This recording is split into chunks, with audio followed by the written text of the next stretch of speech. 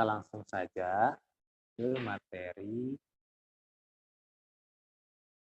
di term 2. Kalau di Business Studies book itu kalian bisa lihat di section 6 external influences and business activity, sama masih satu rangkaian dengan chapter 28 kemarin. Ini kita masuk di chapter 26. Masuk chapter 26.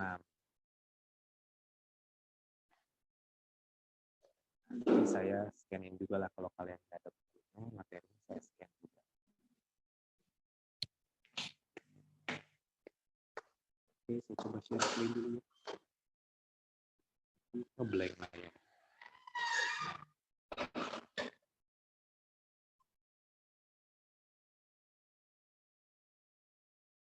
Nah, ini dia.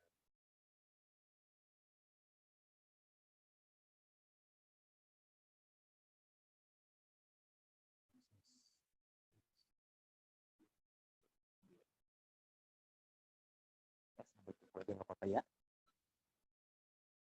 Nah, ini kalian belum masih load.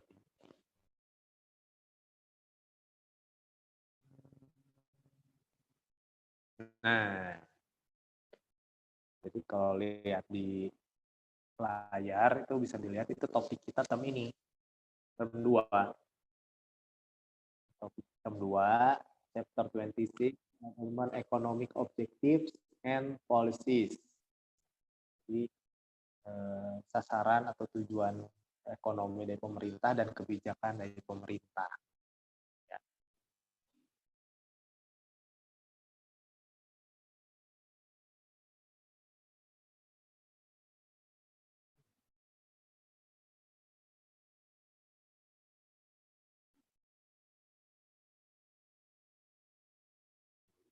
Nah, itu ya. Nah, Government Economic Policies and Objectives. Nah, kita akan coba belajar di chapter 26 ini step by step. Oke ya. Nah, saya akan mulai dengan government. Sebelum kita masuk ke topik materinya, kan judulnya aja topiknya ada Government Economic Objectives and Policies. Saya punya pertanyaan. Government ini apa sih? Atau pemerintah ini apa sih? Ya, karena kita akan bicara tentang pemerintahan. Pemerintah Indonesia menetapkan kemarin tuh tanggal berapa sebagai hari nasional batik, hari batik nasional. Itu pemerintah menetapkan subsidi bahan bakar minyak. Saya mau nanya, pemerintah itu apa sih? Government ini apa? Tapi kalian sering dengar nih. Tapi apa nih? Ada yang tahu nggak? Coba kita diskusi dulu tentang government ini apa sih? Pemerintah ini apa sih? Boleh open mic atau boleh kasih komen di chat juga boleh. Government itu apa sih?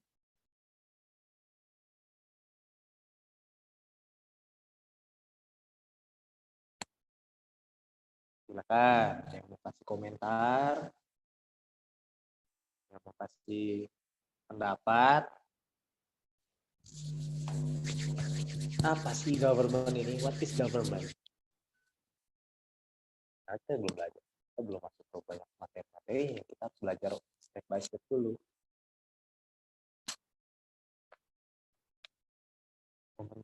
Nah, apa sih? Ada yang bisa kasih pendapat? Silahkan. Boleh open mic, boleh ketik di kolom chat. Pemerintah ini apa sih?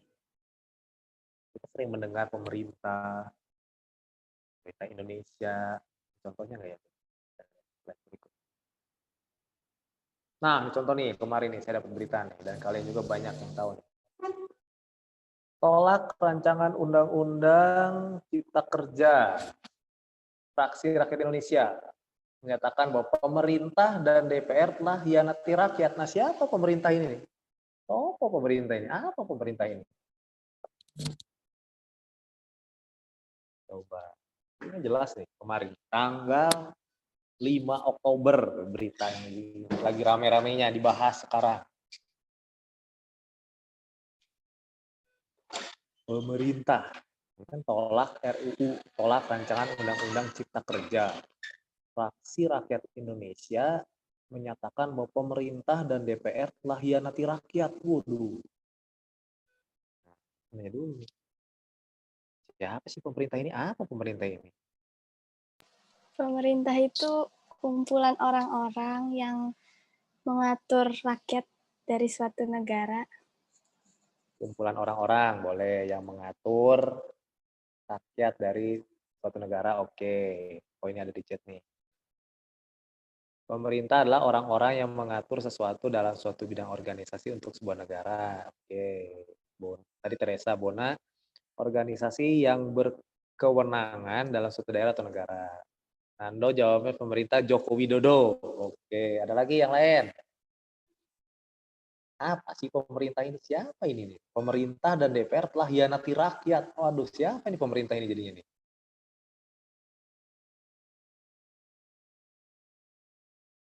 Orang-orang yang mengatur boleh sesuatu dalam bidang organisasi untuk sebuah negara. Ada lagi yang bisa kasih pendapat? Sebelum kita lanjutkan, apa pemerintah?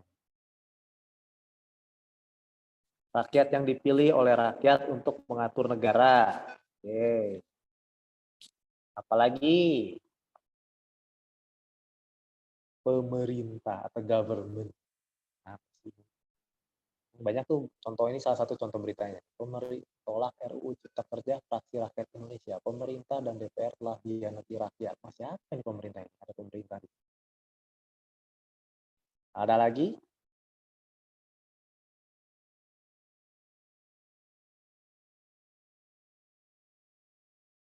Ada yang bisa kasih pendapat? Boleh.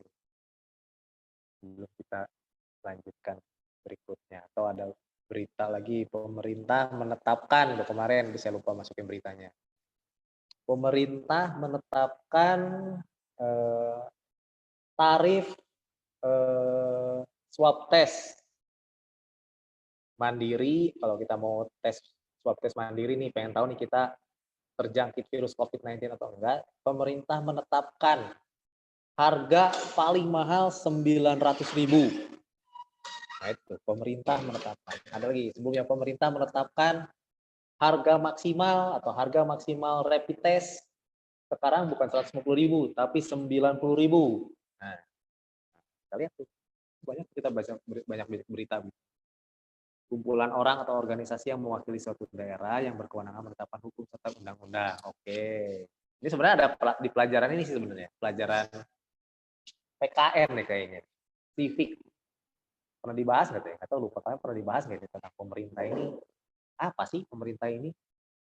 Pemerintah Indonesia menyatakan bla bla bla. Ya. Ingat nggak? Atau waktu sektor atau sekarang udah pernah dibahas tentang pemerintah ini?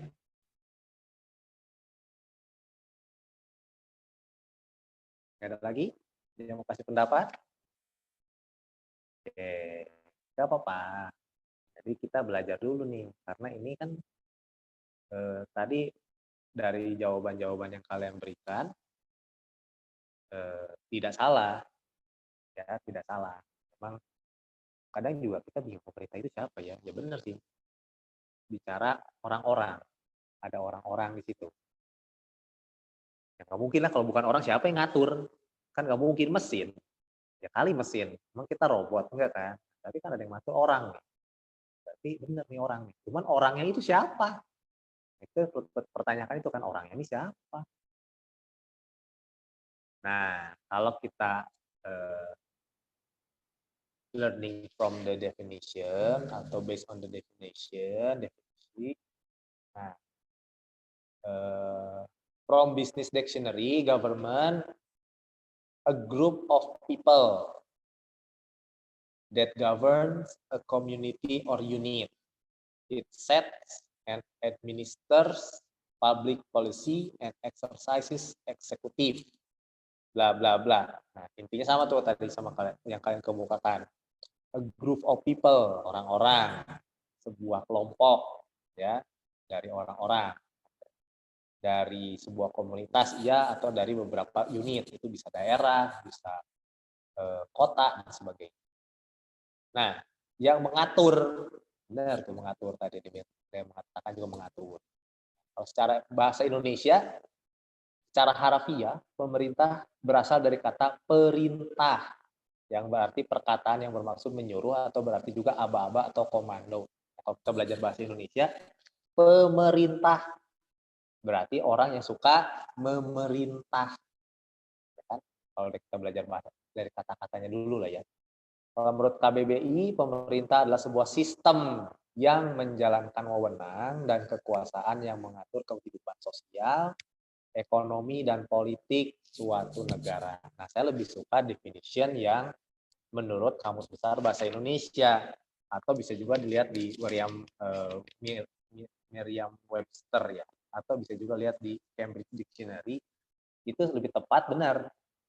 Jadi government is the system of groups of people. Jadi ada sebuah sistem yang mengatur kelompok orang-orang. Nah, tujuannya itu tuh untuk mengatur kehidupan sosial, ekonomi, politik suatu negara. Nah, tapi pertanyaan saya adalah orang ini siapa? Orang-orang yang ada di dalam ini kok ada tiba-tiba ada orang dari mana dia? Nah, pertanyaan saya orang-orangnya ini siapa yang milih? Nah, coba. Menurut kalian siapa yang milih? Ini kan group of people tuh. Jadi sekelompok orang yang membuat sebuah sistem dengan tujuan mengatur kehidupan sosial, ekonomi, dan politik suatu negara. Nah, kira-kira menurut kalian siapa yang milihnya? Saya boleh jawab nggak, Pak?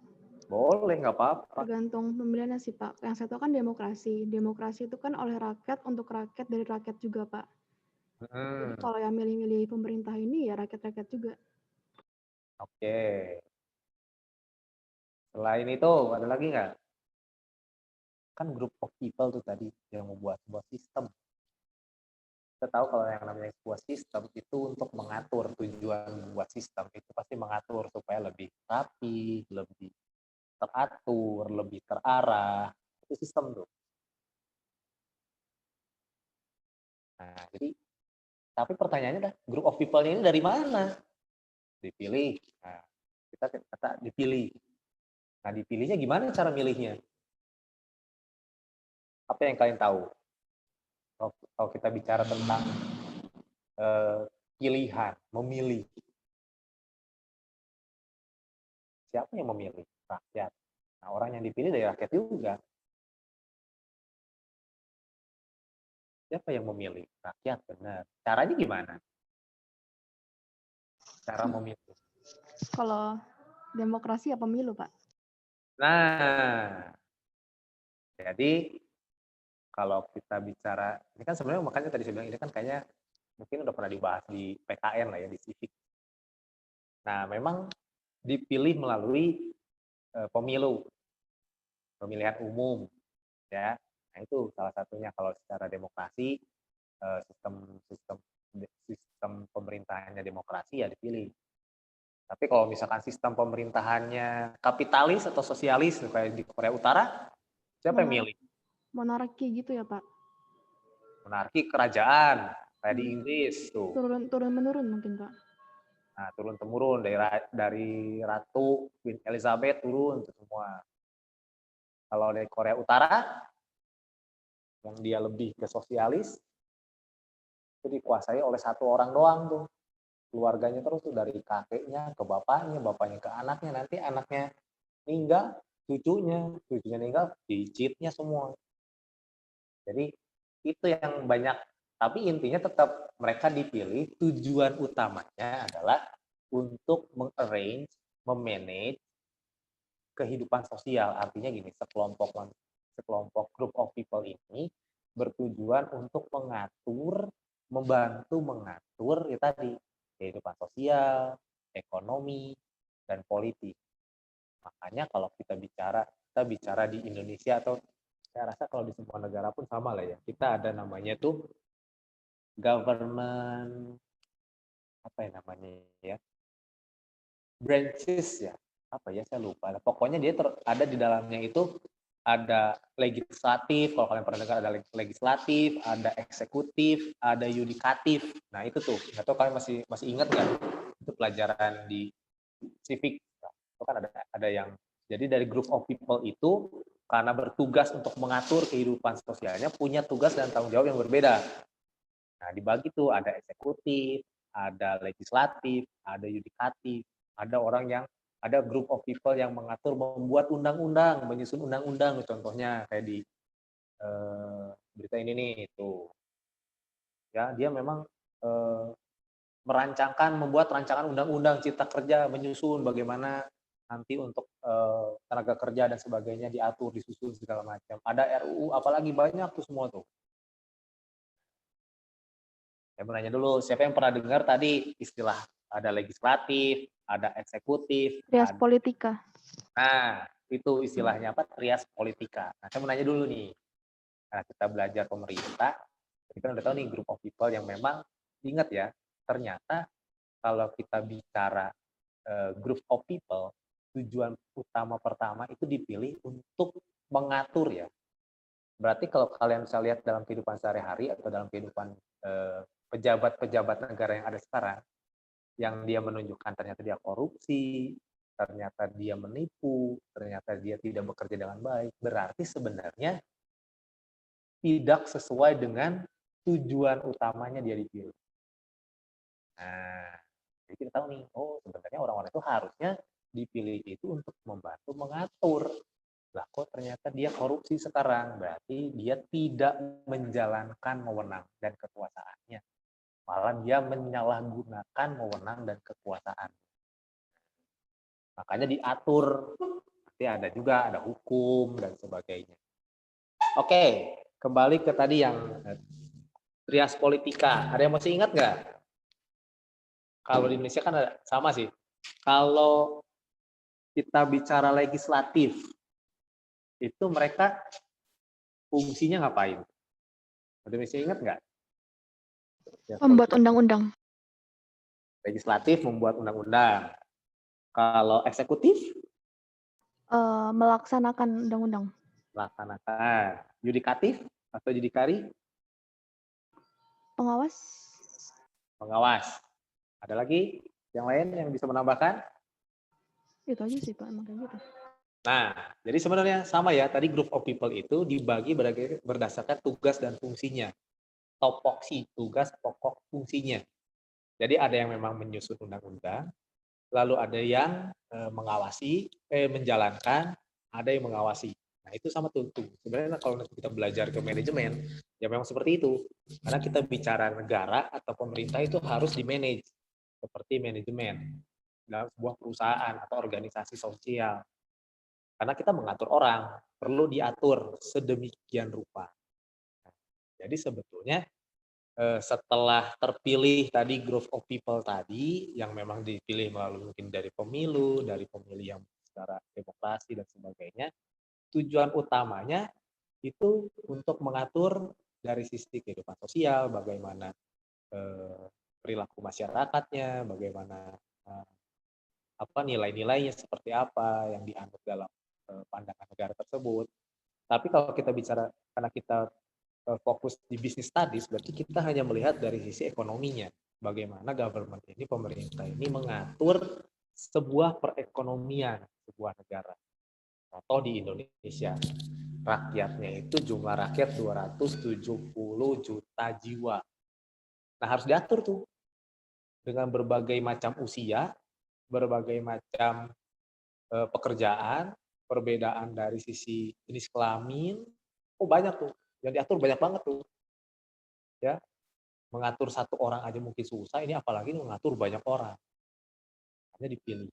Kan kita fokus di ekonomi atau di yang namanya government economic objective and policies. Jadi kita lihat, kita akan pelajari tujuannya atau targetnya seperti apa, harapan seperti apa nih sebenarnya dari pemerintah tersebut untuk mengatur kehidupan masyarakatnya dan kebijakan apa sih yang harus diambil, karena tidak mudah mengatur semua jumlah orang yang sangat banyak tersebut. Oke. Nah, kalian bisa lihat di gambar itu apa ya? Most government lah ya. Most government have the following economic objective. Jadi sasaran atau tujuannya semua pemerintahan, entah itu kita tinggal di Indonesia dan semua negara pun memiliki objektif yang sama seperti ini, yang ingin dicapai atau sasarannya akan dicapai seperti ini. Cuma 4 sebenarnya. Ya, kamu bayangin sebenarnya cuma 4. Ya, pemerintah itu hanya mengatur 4 ini di bidang ekonomi. Tapi susah, sulit. Makanya kita akan coba pelajari sedikit supaya setidaknya kita sekarang bisa melihat kondisi yang ada, melihat juga bagaimana pemerintah mengambil kebijakan supaya apalagi sekarang zaman-zaman sekarang lah ya, orang-orang itu mudah sekali terprovokasi, mudah sekali terhasut dengan berita-berita yang belum tentu benar, yang meresahkan. Kita belajar di sisi ekonomi harus berdasarkan data dan fakta, ya bukan karena perasaan, pakai perasaan atau kayaknya enggak, tapi harus berdasarkan data dan fakta. Apalagi ini untuk mengatur keseluruhan.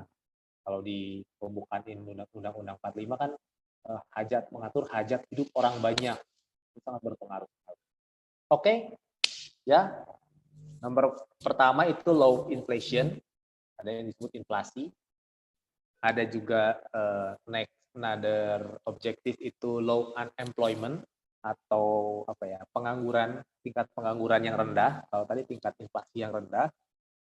Lalu ada economic growth atau pertumbuhan ekonomi nih, yang IPS lagi belajar kan, udah belajar kemarin pertumbuhan ekonomi. Dan yang keempat itu balance of payment, ini berhubungan dengan export and import. Nah, kita akan coba telaah satu demi satu, ya, step by step. Nah, kalau kita bicara inflation, pasti kalian udah pernah dengar lah ya, inflasi. Bisa nemuin juga lah secara definition itu banyak banget lah. Inflation is the increase in the average price level of goods and services over time. Atau bisa juga dilihat di layar, inflation is the persistent and generalized rise in price level for a particular time. During inflation, purchasing power of money falls and real income drops down. Nah, jadi kalau kita bicara inflation occurs when prices rise. Jadi inflasi ini terjadi atau muncul ketika harga barang-barang naik. Artinya harga barang ini bukan cuma 1-2, tapi seluruh secara bersamaan, dalam waktu yang bersamaan, seluruh bersamaan. Nah, itu terjadi yang disebut inflasi. Ya, low inflation is an important objective. Ini yang paling pertama yang harus dihadapi oleh pemerintah dalam bidang ekonomi. Ya, inflasi yang rendah. Jadi kita akan coba lihat lagi ya.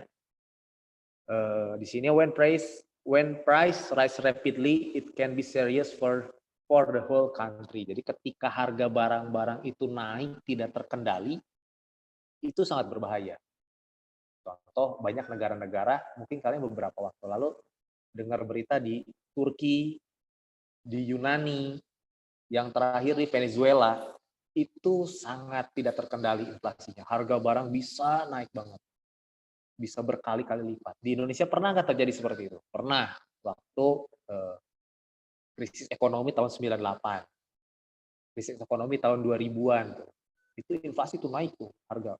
Yang paling simpel di Indonesia itu yang bisa kita lihat inflasi itu ketika menjelang hari raya Idul Fitri. Harga sembako itu bisa naik tuh. Nah, itu inflasi tuh. Harga 9 bahan pokok naik semua. Nah, itu harus diatur tuh. Gimana caranya supaya enggak, kalaupun naik oke, tapi harus bisa dikendalikan. Ya. Oke. Kita lihat contohnya. Nah, ini paling simpel banget. Ya, saya menemukan satu posting, nah ini sangat simpel banget. Di Instagram Pasar Modal Syariah. Kamu pasti sering mendengar istilah inflasi. Ya.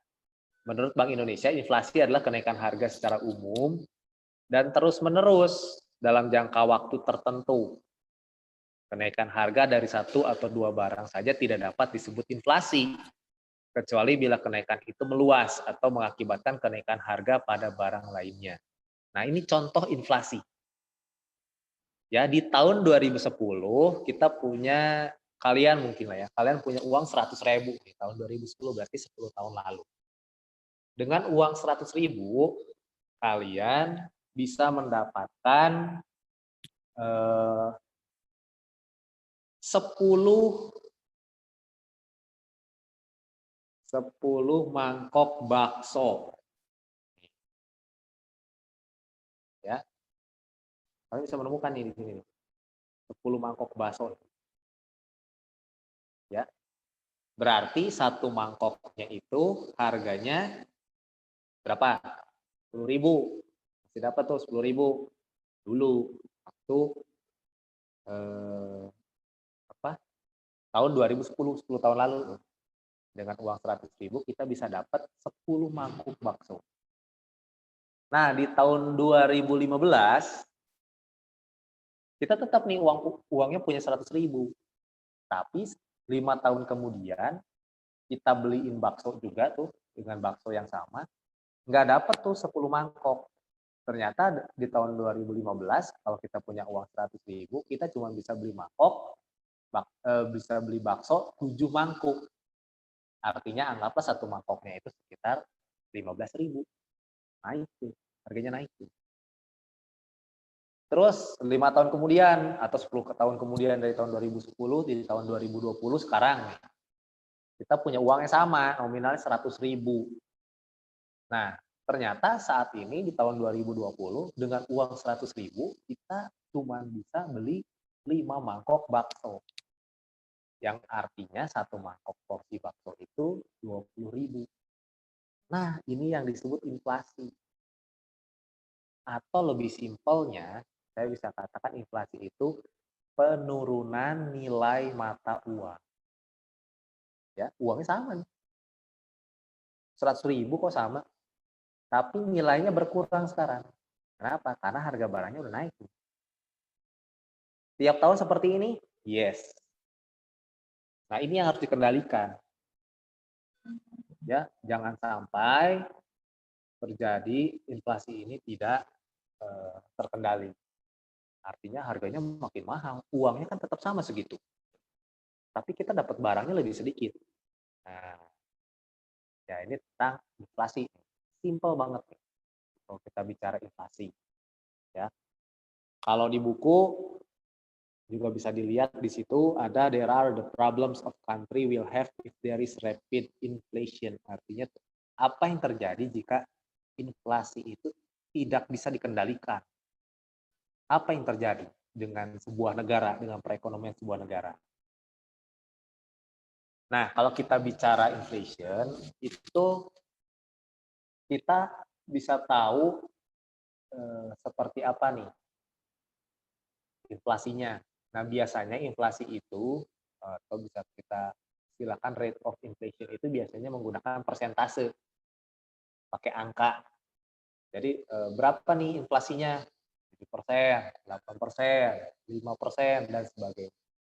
Nah, ternyata secara ekonomi itu ada beberapa pembagian jenis-jenis inflasi. Ya. Nah, yang pertama ada yang disebut creeping inflation. Itu lebih kecil dari 4%. Ya, 4%. Di sini outcome-nya very mild inflation which might bring competitiveness. Nah, kalau di bawah 4%, ini secara perekonomian sebuah negara ini nggak masalah ini. Ya, malah semakin banyak kompetisi, bukan kompetisi bertanding tapi kompetisi dalam perekonomian, misalkan lebih kreatif, banyak investor masuk, banyak pembangunan, sarana dan prasarana publik lebih banyak, lebih baik, lebih bagus. Nah, ini kalau di bawah 4%. Ya. Kalau bisa sampai minus gitu. Minus berapa tuh? Kan misalnya kalau kita lihat sebelum corona ini di Jepang bisa nyampe minus 10, minus 5, itu lebih bagus loh. Ya. Tapi ada juga rate of inflation 4 until 10%, 4 sampai 10% itu dikatakan mild inflation. Jadi kalau mild inflation ya masih di keep under control to avoid future difficulties. Jadi masih aman lah. Kalau misalkan rate inflation-nya sebuah negara itu 4 sampai 10% ini masih oke lah. Artinya kenaikannya itu 10%. Yang tadinya mungkin tadi kan bakso itu kan, bakso tadi itu 1 tahun harganya tahun ini 20.000. Tahun ke depan naik jadi 22.000, masih oke lah. Itu maksimal 10%, masih oke. Ya, artinya masih bisa dikontrol dengan baik lah. Tapi kalau udah nyampe sekitar 4 sampai 10, hati-hati. Kita harus mempersiapkan kesulitan-kesulitan yang terjadi di masa depan. Karena uangnya nggak bertambah. Orang kerja juga dapat gaji nggak mungkin. Nambah terus inflasinya nambah, gajinya nambah, nggak mungkin. Ya, contoh misalkan saya kerja misalkan dapat gaji dari sekolah misalkan 5 juta di sebulan. Terus bulan ini harga beras tadinya saya beli 5 kilo itu 60.000. Ternyata minggu depan harga berasnya dari tadinya 60.000 jadi 75.000. Nah, gaji saya kan tetap. Nggak perusahaan kan nggak mau tahu istilahnya harga beras naik jadi 75.000, gaji saya tiba-tiba naik, enggak, gaji saya tetap sama. Nanti minggu berikutnya ternyata karena barangnya sulit, langka segala macam, 5 kilo beras itu mungkin 100.000. Lah, gaji saya kan nggak bertambah juga. Nah, ini yang dikhawatirkan. Itu ilustrasinya. Lalu yang ketiga, jenis inflasi yang ketiga itu inflationary pressure. Inflationary pressure. Jadi sudah istilahnya itu di dalam tekanan 10 sampai 20%. Inflationary pressures build up with high wage demands and interest rates. Savings begin to be affected. Strict policies are essential. Nah, kalau udah nyampe 10 sampai 20% rate-nya, nah di sini udah apa ya? Istilahnya itu udah harus diambil kebijakan. Kebijakan yang harus diambil segera, ya. Kenapa? Karena saving begins to be affected. Jadi tabungan ini pasti akan terpengaruh. Ya tadi, harga barang naik, kita misalkan yang bekerja nggak bisa nabung. Tadinya mungkin masih bisa spend buat nabung nih, misalkan 20% buat nabung. Tapi karena harga barang naik, kebutuhan pun jadi kita yang tadinya cukup, sekarang jadi nggak cukup uangnya. Nah, ini udah mulai terpengaruh nih, hati-hati. Pemerintah harus lihat nih, kalau misalkan harga barang udah naik, ternyata orang-orang juga udah jarang nabung, atau misalkan istilahnya, kalau kalian masih ingat waktu di Bank Indonesia itu perputaran uang di pasar itu sudah sedikit, artinya nggak ada yang jual belinya dikit tuh. Itu udah hati-hati tuh. Harus diambil policies atau kebijakan. Nah, nanti kita bicara lagi tuh, beda lagi tuh economic policies-nya. Apa yang harus diambil, kebijakan seperti apa yang harus pemerintah ambil kalau kita mengalami kejadian seperti itu. And next ada severe inflation, 20% sampai 50%. Udah serious inflation nih. Confidence in money eroded, artinya udah artinya uang ini udah sangat-sangat sepertinya tidak berharga. Mahal. Tadi aja bayangin 10 tahun aja harga bakso naik. Dari 10.000 jadi 20.000, 100% itu. Kalau misalkan tahun depan naik 50%, tadinya harga bakso itu 20.000, tahun depan kamu beli jadi 30.000, mahal. Nah, hati-hati tuh. Di situ udah mulai serius. Apalagi ada yang disebut hyperinflation. Ini lebih dari 50%. Ya, sign of hyperinflation, domestic economic collapse, seperti di Venezuela, kalau kalian tahu beritanya. Currency becomes worthless, mata uangnya semakin tidak berharga. Kalau kemarin kalian lihat di berita, itu uang sudah tidak berharga lagi di Venezuela, itu dibuang, uang aja dibuang, masuknya tempat sampah pun gak ada yang ngambil, karena uangnya sudah tidak berharga. Kamu bayangin aja kemarin di berita itu ya, 1 ekor ayam aja ya di Venezuela ketika terjadi hyperinflation, sudah tidak terkendali, 1 ekor ayam, di sinilah di Indonesia lah ya, kalau kita beli ayam mentah nih di pasar, itu kan paling sekitar 40.000, anggaplah 40.000 1 ekor. Di Venezuela itu harganya bisa 20 juta. Bayangin, itu naiknya berapa ratus persen, ya. Nah, ini juga mengakibatkan apa? Ya perekonomiannya udah nggak bisa ngapa-ngapain, susah. Istilahnya itu bisa dibilang ya itu bankrupt, bangkrut. Nah, ini udah repot nih kalau udah mengatasi hyperinflation, ini udah repot, ya. Nah, ada juga effect on inflation-nya for consumers, for producer, and for the economy itself. Kalau zero inflation artinya inflasinya itu nol. Nah, tadi ya, for consumer not affected at all. Sebagai kita sebagai konsumen, ya nggak masalah, enak, inflasinya rendah, kita punya uang, harga barang murah, enak tuh. Kita bisa nabung banyak, bisa saving banyak karena harga barang murah. Ya, untuk si produser pun atau si produsen, no incentive to produce more.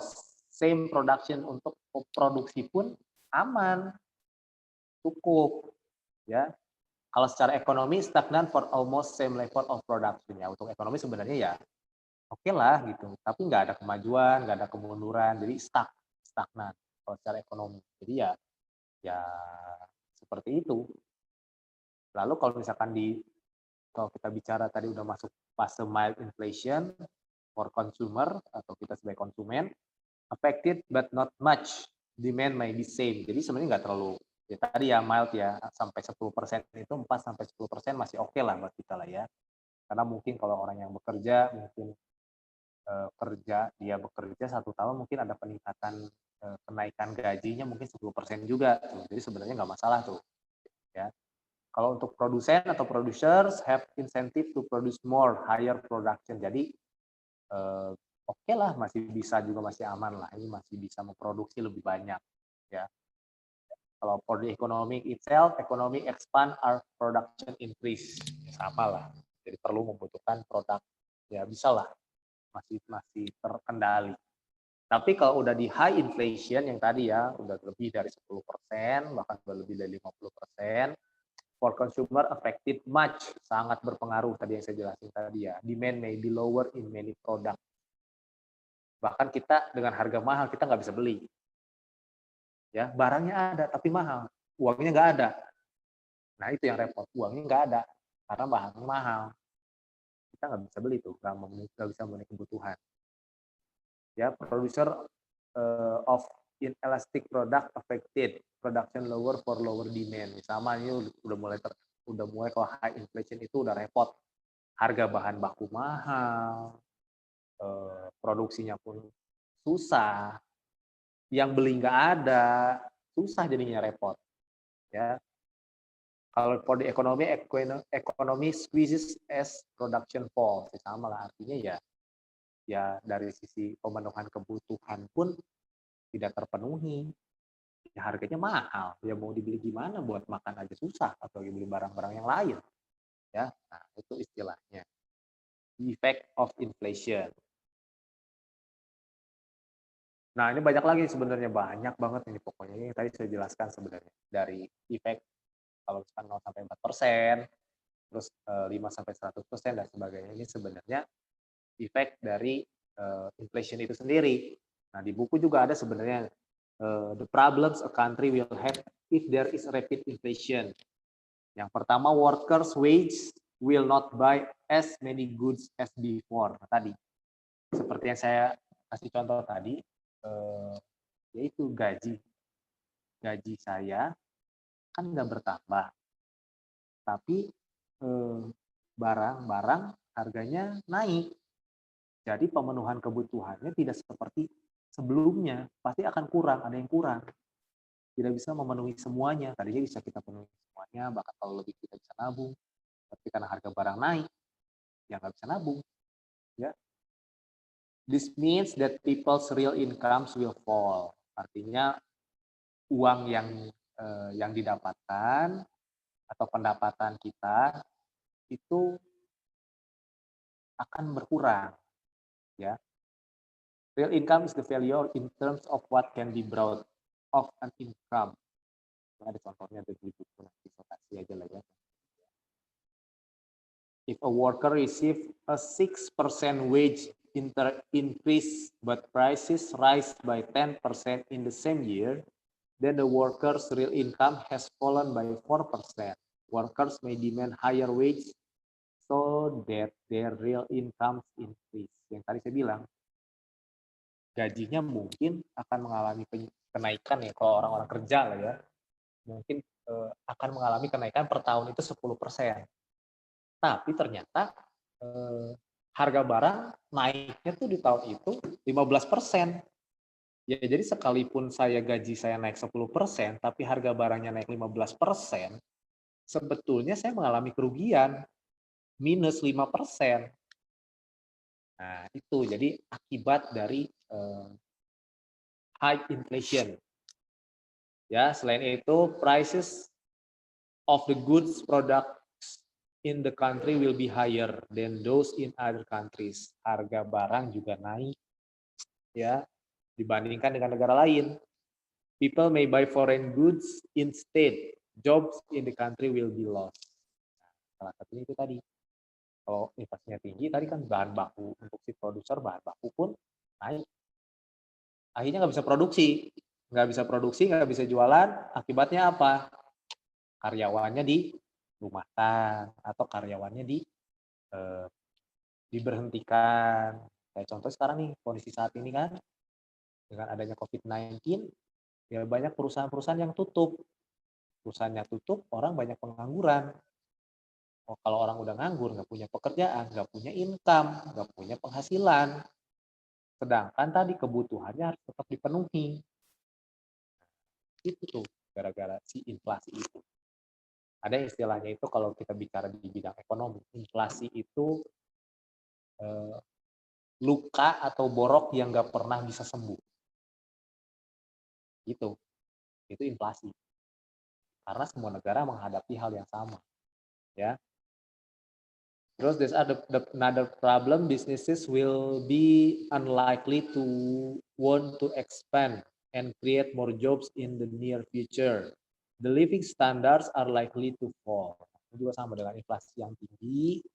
Ya tadi perusahaan tuh boro-boro mau expand, buka cabang. Ya satu aja jalanin usaha udah susah, nah bagi buka cabang. Belum lagi living standards-nya juga akan mengalami penurunan. Ya, kualitas hidupnya pun mengalami penurunan. Ya. Therefore, low inflation can encourage businesses to expand and it makes easier for a country to sell its goods and service abroad. Nah, tapi kalau misalkan dengan low inflation, inflasi yang rendah, itu sangat banyak untungnya sekali bagi bagi pemerintah lah terutama. Ya, kita bisa jual barang kita bisa ekspor barang kita dengan harga yang istilahnya itu harga yang bisa competitive price lah ya, harga yang bisa berkompetisi dengan harga produk dari negara lain, saingannya lebih oke. Nah, seperti itu kalau kita bicara inflasi. Oke.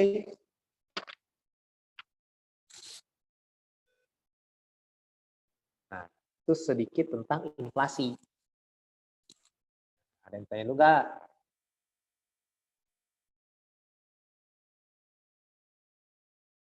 Kalau yang IPS ya Pak, IPS ada nanti khusus belajar tentang inflasi doang ada. Dihitung, benar-benar dihitung, ada hitungannya juga kalau yang IPS.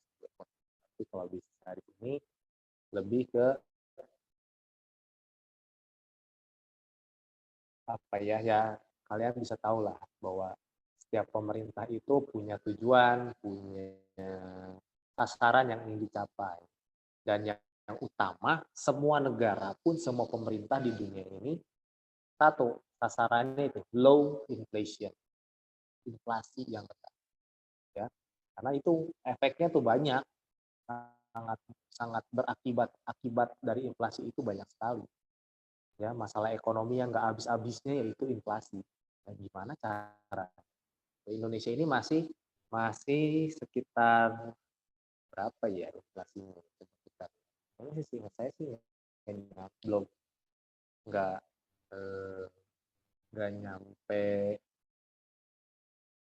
10%, inflasinya sekitar 7 atau berapa ya Pak? Ya di Google inflasi Agustus. Kita lihat data terakhir, inflasinya itu masih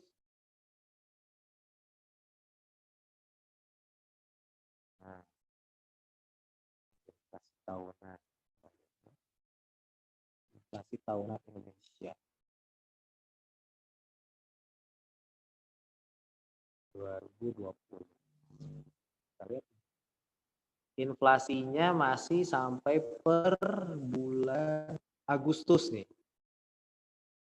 Inflasinya masih sekitar nih BPS. Jadi kalau kalian mau lihat data inflasi negara kita atau Indonesia itu bisa lihat di Badan Pusat Statistik di BPS.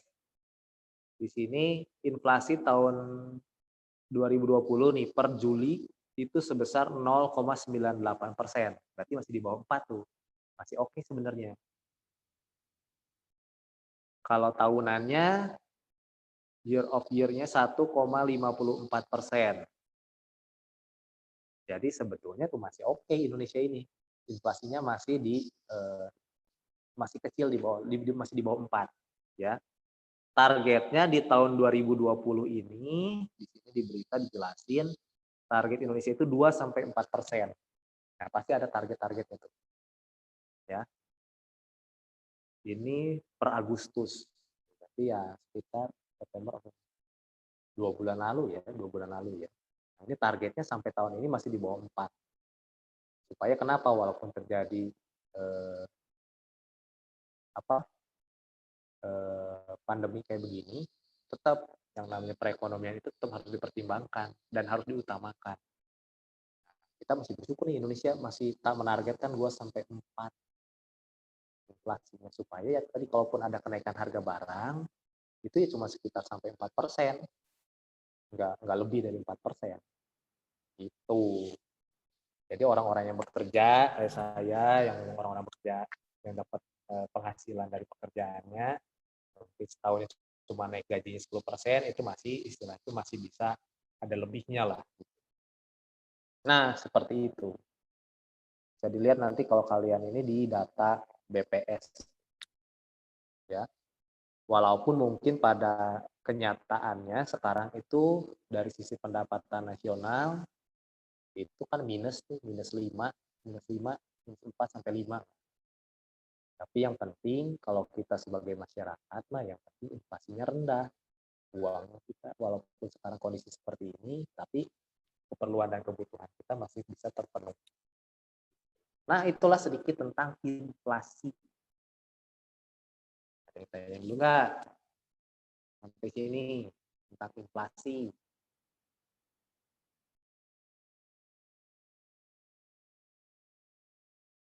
Nah, saya kasih link penjelasan tentang inflasi. Gitu. Nanti kalian habis ini bisa nonton. Saya senang sekali.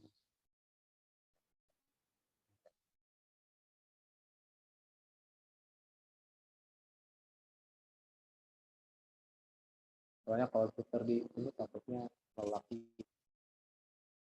Oke, saya ini share aja.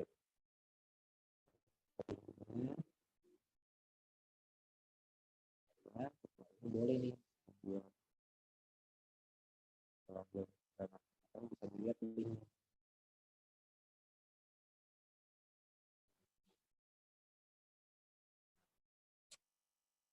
Itu ada linknya tuh. Jadi setelah ini kalian boleh lihat itu penjelasan lebih lengkap dan penjelasan lebih simpel tentang inflasi. Kenapa sih harga-harga barang itu bisa naik? Oke? Kalau tidak ada pertanyaan, cukup sampai di sini aja pertemuan kita. inflasi. Nah, kalau misalkan kalian masih mau nonton videonya boleh, atau nanti juga boleh, terserah. Nanti saya share juga linknya di Google Classroom. Ini sedikit penjelasan tentang inflasi, salah satu tujuan dari government objective yang pertama dan terutama yang dihadapi semua negara. Ya, oke? Terima kasih semuanya. Sampai ketemu minggu depan. Selamat beraktivitas lah ya, semuanya ya. Have a nice day. Bye. Thank you, Pak. Thank you, Thank you, Pak. Pak. Thank you, Pak. You're welcome.